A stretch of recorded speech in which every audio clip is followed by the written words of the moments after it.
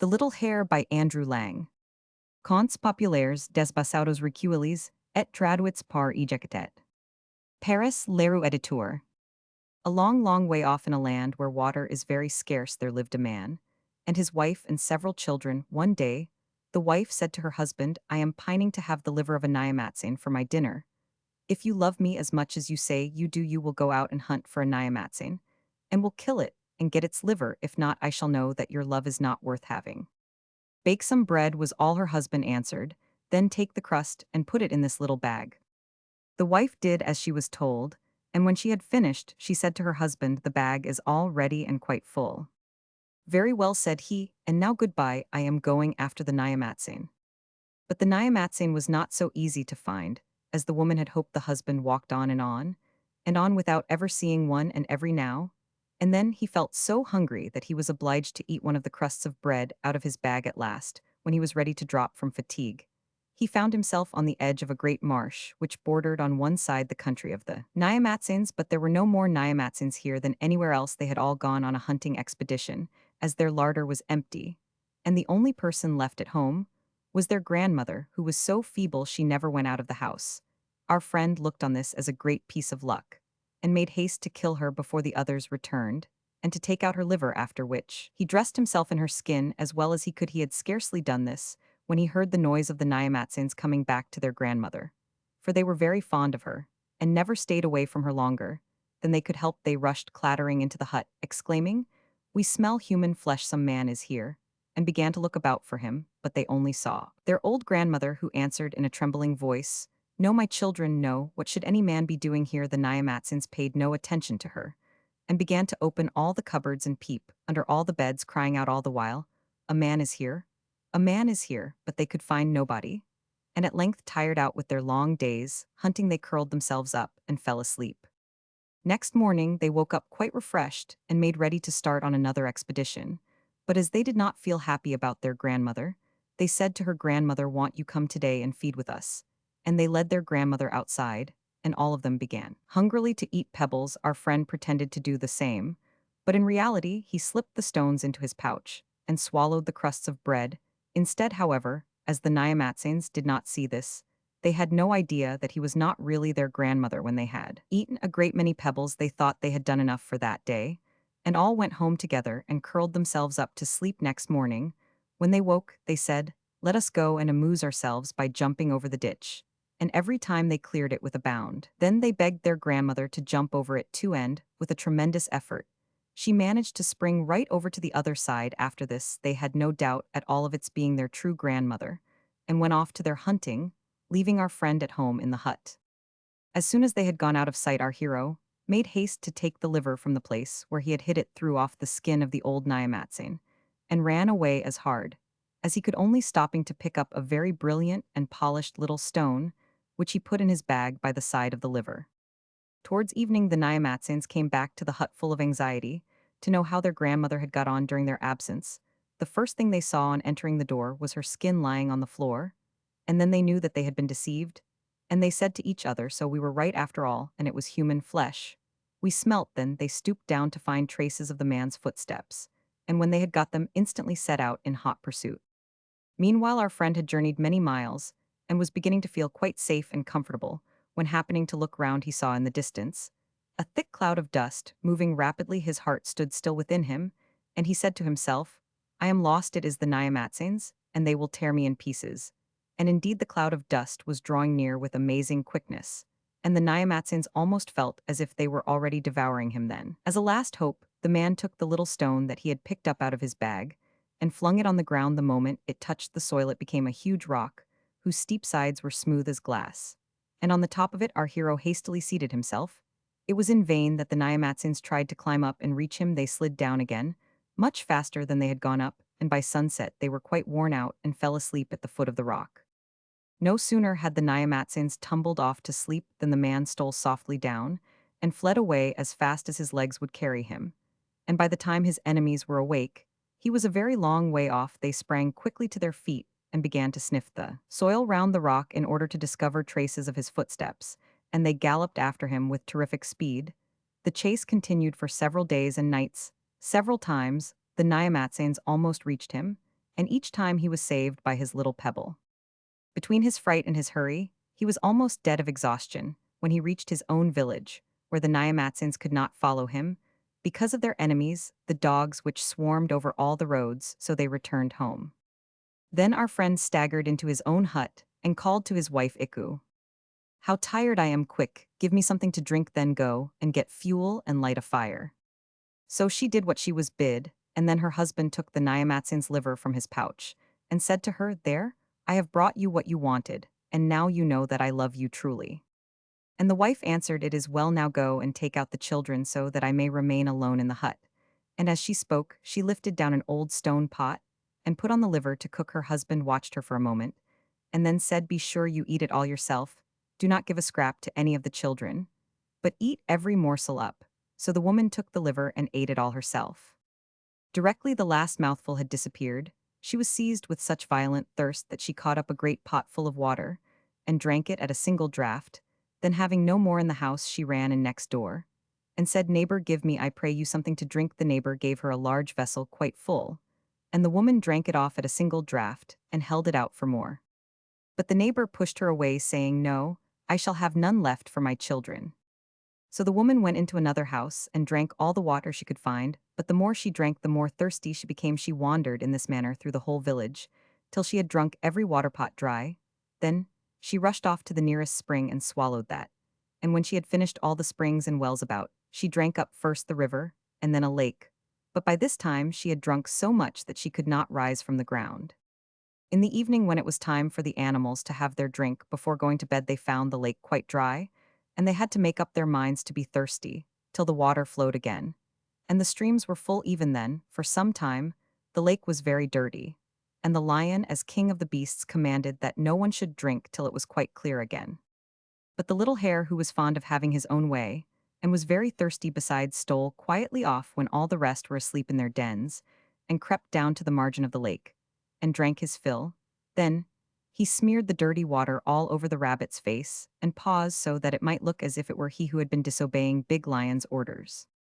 The next day, as soon as it was light, Big Lion marched straight for the lake, and all the other beasts followed him. He saw at once that the water had been troubled again, and was very angry. "Who has been drinking my water?" said he, and the little hare gave a jump, and pointing to the rabbit, he answered, "Look there. It must be he. Why, there is mud all over his face and paws." The rabbit, frightened out of his wits, tried to deny the fact, exclaiming, "Oh, no, indeed I never did." But Big Lion would not listen, and commanded them to cane him with a birch rod. Now the little hare was very much pleased with his cleverness in causing the rabbit to be beaten instead of himself, and went about boasting of it.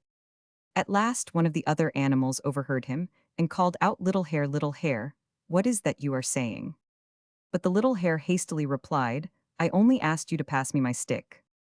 An hour or two later, thinking that no one was near him, he said to himself again, "It was really I who drank up the water, but I made them think it was the rabbit." But one of the beasts, whose ears were longer than the rest, caught the words, and went to tell Big Lion about it. "Do you hear what the little hare is saying?" So Big Lion sent for the little hare, and asked him what he meant by talking like that. The little hare saw that there was no use trying to hide it, so he answered pertly, "It was I who drank the water, but I made them think it was the rabbit." Then he turned and ran as fast as he could, with all the other beasts pursuing him. They were almost up to him when he dashed into a very narrow cleft in the rock, much too small for them to follow. But in his hurry, he had left one of his long ears sticking out, which they just managed to seize. But pull as hard as they might, they could not drag him out of the hole. And at last they gave it up and left him with his ear very much torn and scratched.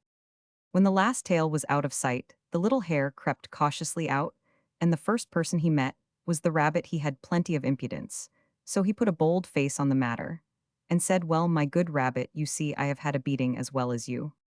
But the rabbit was still sore and sulky, and he did not care to talk, so he answered coldly, "You have treated me very badly. It was really you who drank that water, and you accused me of having done it. Oh, my good rabbit, never mind that. I've got such a wonderful secret to tell you. Do you know what to do so as to escape death?" "No, I don't." "Well, we must begin by digging a hole."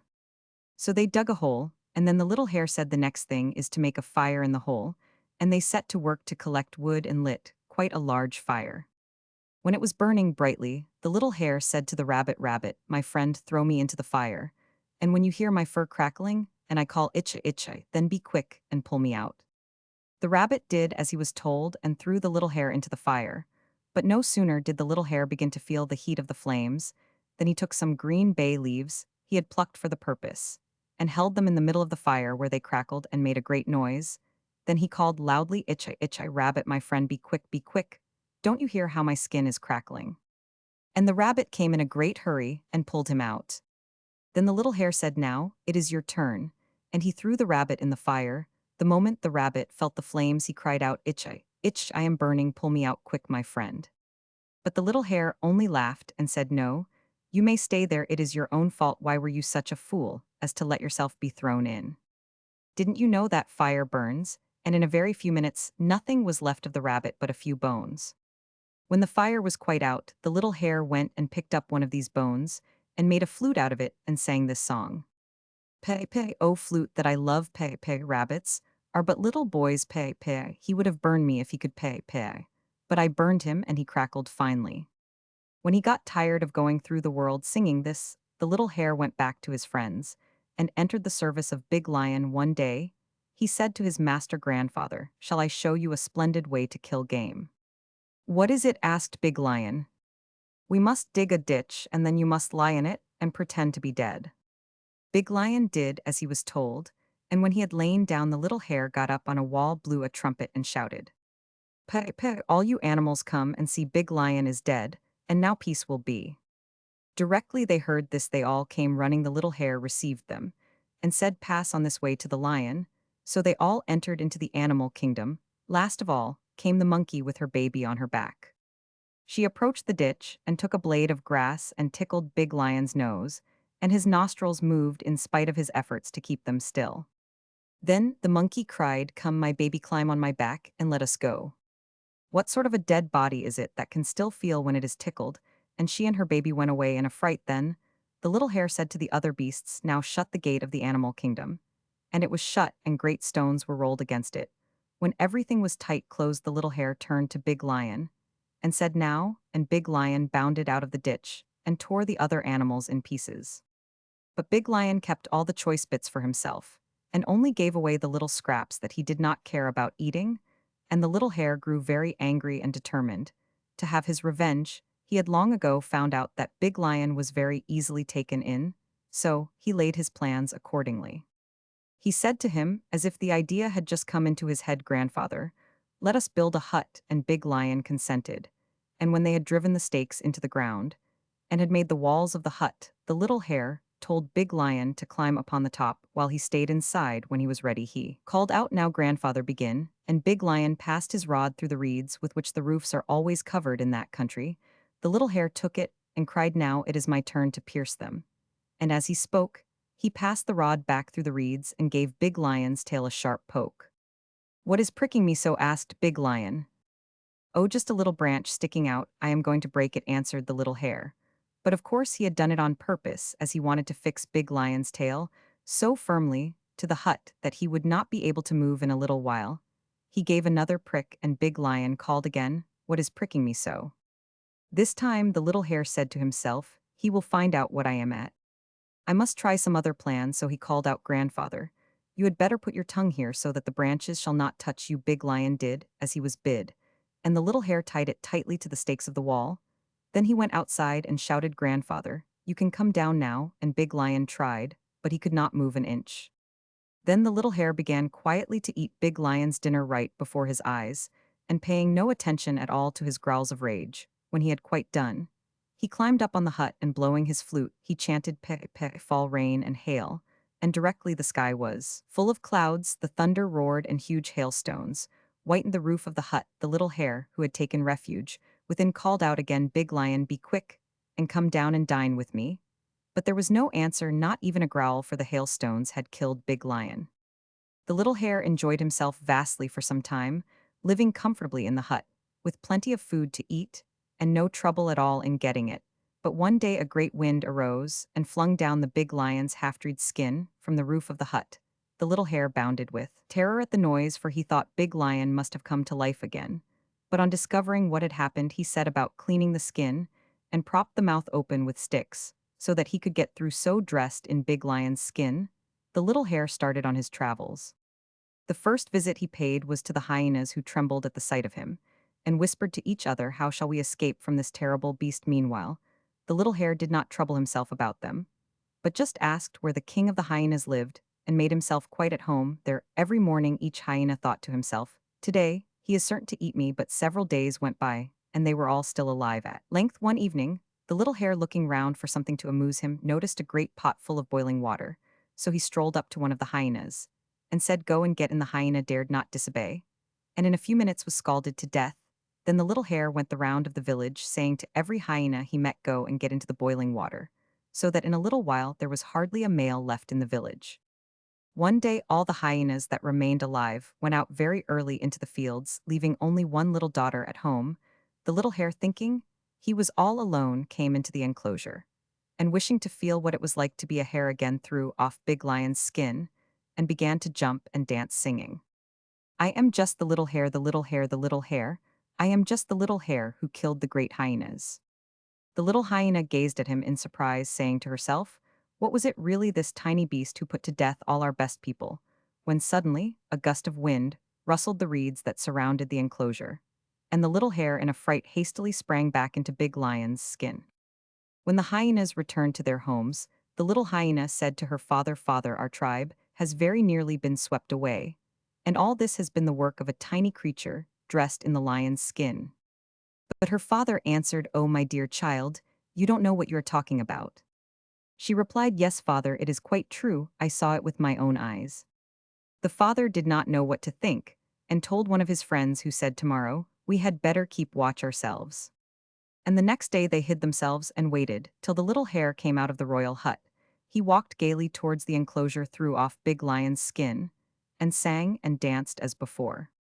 "I am just the little hare, the little hare, the little hare. I am just the little hare who killed the great hyenas." That night the two hyenas told all the rest, saying, "Do you know that we have allowed ourselves to be trampled on by a wretched creature, with nothing of the lion about him but his skin?" When supper was being cooked that evening, before they all went to bed, the little hare, looking fierce and terrible in Big Lion's skin, said as usual to one of the hyenas, "Go and get into the boiling water." But the hyena never stirred. There was silence for a moment. Then a hyena took a stone and flung it with all his force against the lion's skin. The little hare jumped out through the mouth with a single spring and fled away like lightning, all the hyenas in full pursuit, uttering great cries. As he turned a corner, the little hare cut off both his ears so that they should not know him, and pretended to be working at a grindstone which lay there. The hyenas soon came up to him and said, "Tell me, friend, have you seen the little hare go by?" "No, I have seen no one." "Where can he be?" said the hyenas one to another. "Of course, this creature is quite different, and not at all like the little hare." Then they went on their way, but finding no traces of the little hare, they returned sadly to their village, saying, "To think we should have allowed ourselves to be swept away by a wretched creature like that."